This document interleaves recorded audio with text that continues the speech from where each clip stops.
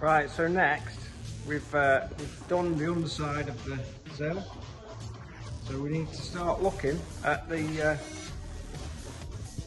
top part, which is going to be the door open and closure. So that will need joining on this seam in between the bottom of the door closer and the sill. But as you can see here at the back, I don't need all of that. So I need to cut some bits out first. Once I've cut the bits out, then I can weld it all together.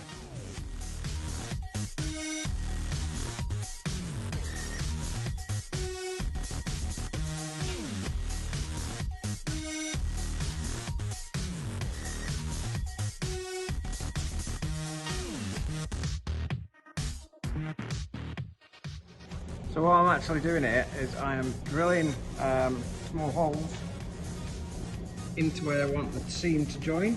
So as I then weld this circle up, I'll pick up the steel from the back end and that will join the seam together.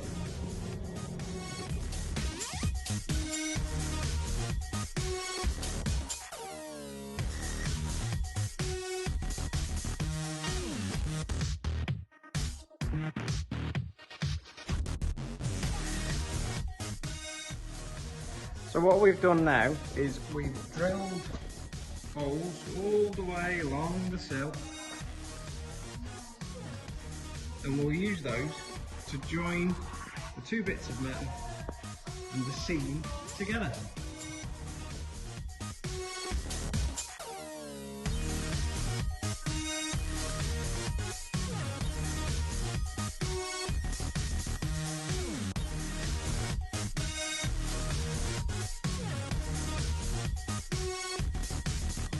So as you can see, the outer sill is now on. We've tacked in all those positions all the way along. We've tacked in the top as well. So all I need to do now is a little bit of work on here. So I need to join it down there so that we can then cut a nice square edged out of this panel. And then we can cut an equal amount out of this, and then we can hopefully weld it straight in.